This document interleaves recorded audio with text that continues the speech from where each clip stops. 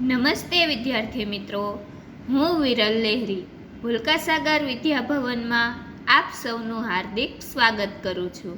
વિદ્યાર્થી મિત્રો, આજે આપણે જોઈએ ઇકાઈ દો ઈદગાહ।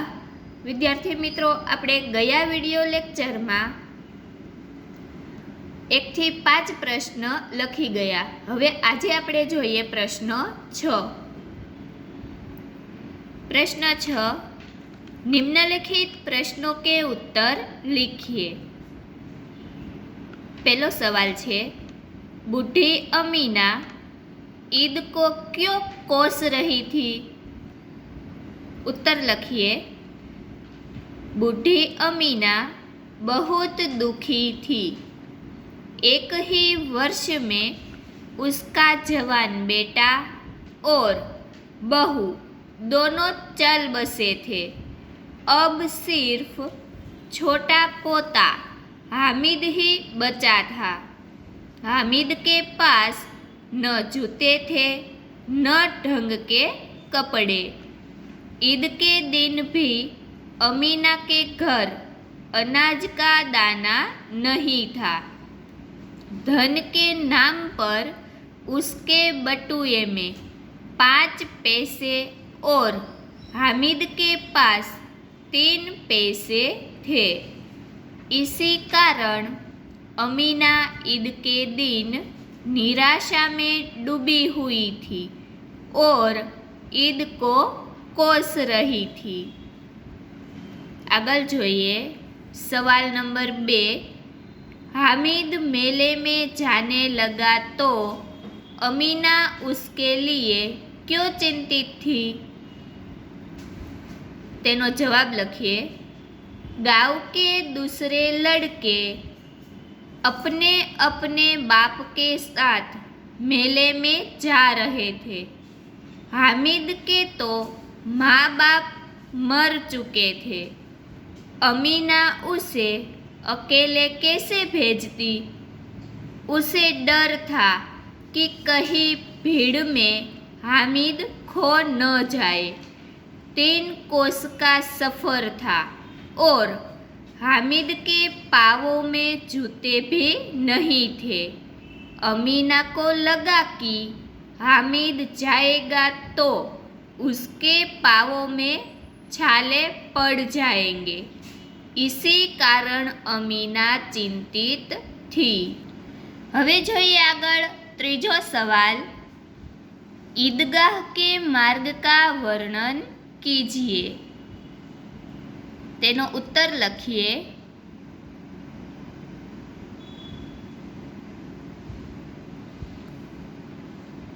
गांव से निकलकर लोग ईदगाह की ओर जा रहे थे। कभी सब बच्चे दौड़कर आगे निकल जाते, फिर किसी पेड़ के नीचे खड़े होकर साथ वालों का इंतज़ार करते थे। ईदगाह जाने के मार्ग में बड़ी बड़ी इमारतें थी। अदालत अल्पविराम, कॉलेज अल्पविराम, कलाघर आदि उसी रास्ते पर थे। हलवाइयों की दुकानें खूब सजी हुई थी। एक एक दुकान पर ढेरों मिठाइयाँ थी। हवे जोइए आगळ चौथो सवाल। चिमटा खरीदने के लिए हामिद कौन से कारण बताता है? तेनो जवाब लिखिए। हामिद ने बड़े गर्व के साथ अपने साथियों को बताया कि चिमटा सबसे बड़ा खिलौना है। इसे कंधे पर रखे तो यह बंदूक हो जाएगा। हाथ में लेने पर फकीरों का चिमटा हो जाएगा। चिमटे से मंजीरे का काम भी लिया जा सकता है। उसका चिमटा तो बहादुर शेर है।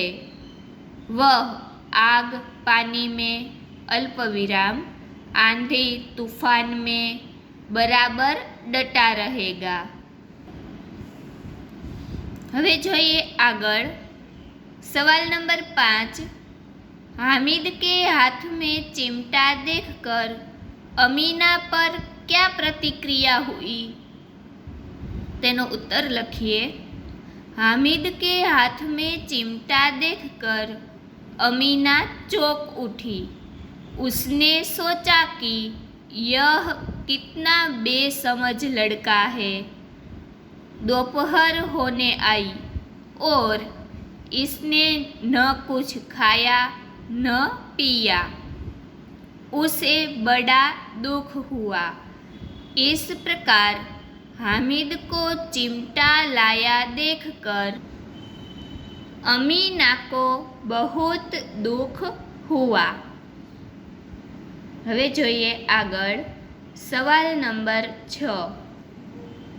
बूढ़ी अम्मा का क्रोध स्नेह में क्यों बदल गया? जवाब में लखिए। हामिद के चिमटा लाने पर अम्मा को दुख हुआ। उसे हामिद की नासमझी पर क्रोध भी आया। हामिद ने दादी से कहा कि रोटियां पकाते समय तुम्हारी उंगलियां जल जाती थी, इसलिए मैं चिमटा लाया हूँ। यह सुनकर बूढ़ी अम्मा का क्रोध स्नेह में बदल गया। હવે જોઈએ આગળ सवाल नंबर 7। आप चिमटे के प्रयोग की तरह रुमाल के विविध प्रयोग बताइए। तेनो जवाब लखिए। रुमाल का उपयोग हाथ, मुंह और पसीना को पोंछने में किया जाता है। उसके अन्य उपयोग भी है अल्पविराम, जैसे धूप में उसे सिर पर बांध सकते हैं।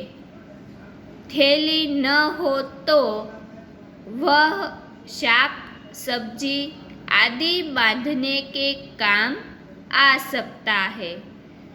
रुमाल से जादू के कुछ प्रयोग भी किए जाते हैं। હવે જોઈએ सवाल नंबर 8। इस कहानी का शीर्षक ईदगाह ही क्यों रखा गया है? इसके अलावा आप कौन सा शीर्षक देना चाहेंगे और क्यों? जवाब में लखिए।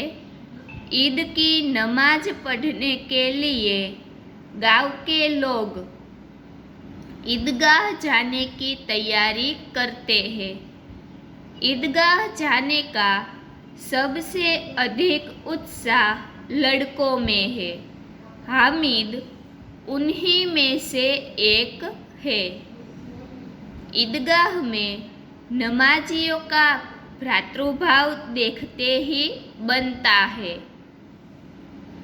नमाज के बाद लड़के ईदगाह के मेले में जाते हैं। ईदगाह के अलावा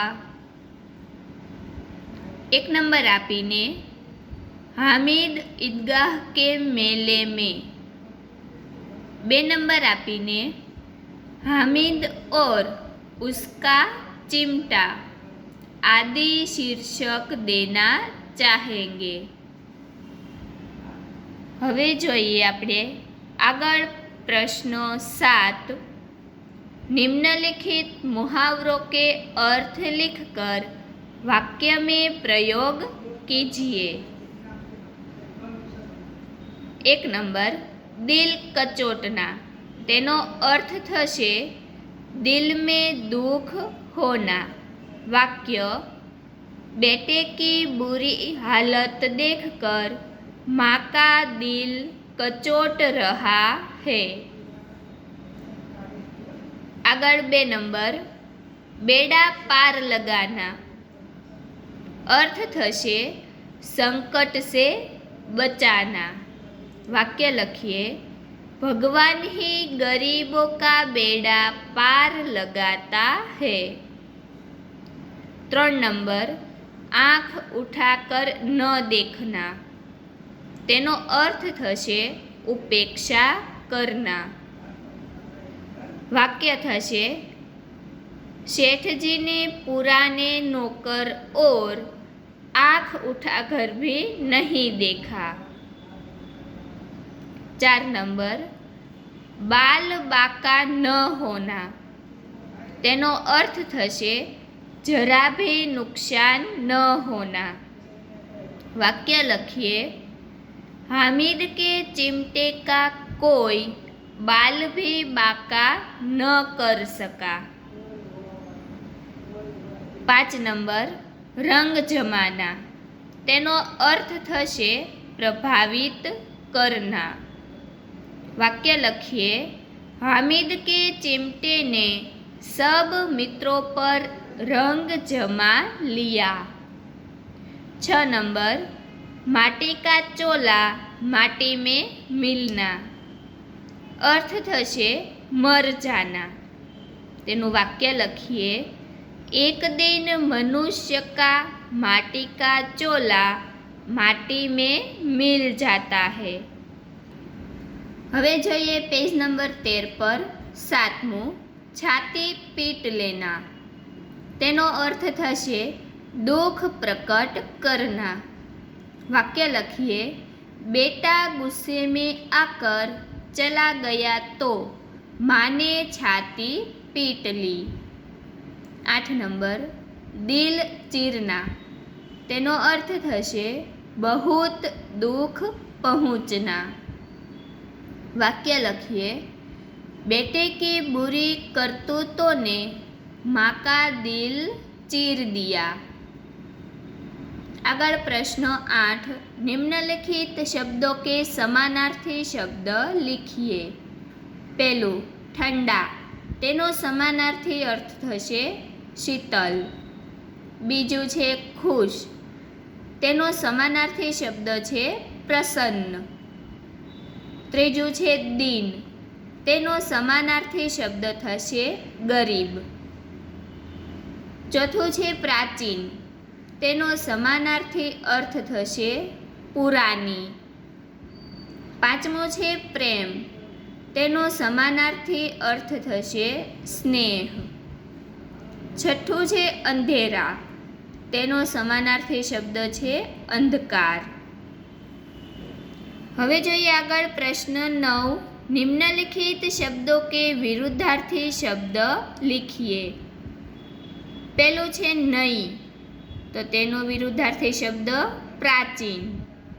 बीजो छे घृणा। तेनो विरुद्धार्थी शब्द स्नेह। त्रीजो छे प्रकाश। तेनो विरुद्धार्थी शब्द अंधकार। चौथुं छे उष्ण। तेनो विरुद्धार्थी शब्द शीतल। 5मो छे खिन्न। तेनो विरुद्धार्थी शब्द प्रसन्न। 6ठुं छे अमीर। तेनो विरुद्धार्थी शब्द गरीब। 7मु छे आश्रित। तेनो विरुद्धार्थी शब्द अनाश्रित। 8मो छे अवंती।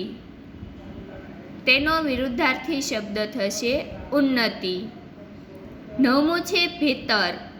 तेनो विरुद्धार्थी शब्द छे बाहर। हवे जोईए आगळ प्रश्न 10, तुम भी हामिद की तरह किसी न किसी मेले में गए होंगे। वहाँ तुमने क्या क्या खरीदा और क्यों? फकरो पाड़ीने लखवानुं छे। मैं अपने मित्रों के साथ मेले में गया था। मेले में तरह तरह की चीज़ों की दुकानें थी। समझ में नहीं आ रहा था कि क्या लूँ क्या न लूँ।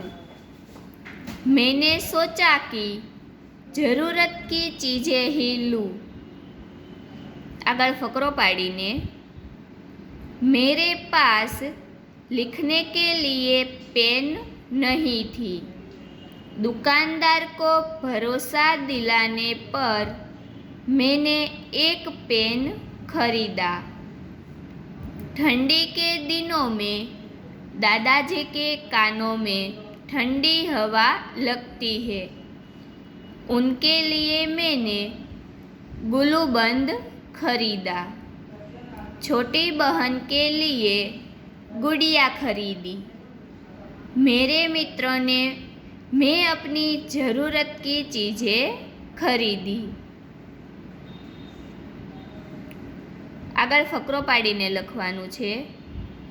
शाम को हम घर लौटे, गुलूबंद देखकर दादाजी खुश हुए। गुड़िया पाकर छोटी बहन उछल पड़ी। मेरा पेन देखकर पिताजी खुश हुए। बोले अल्पविराम। डबल अवतरण चिन्ह में काम की चीज़ें खरीद कर तुमने अपनी समझदारी बताई है। डबल अवतरण चिन्ह पूरा। विद्यार्थी मित्रों, आगळनो पाठ आपणे आगळना विडियो लेक्चर में जोईशुं। अस्तु।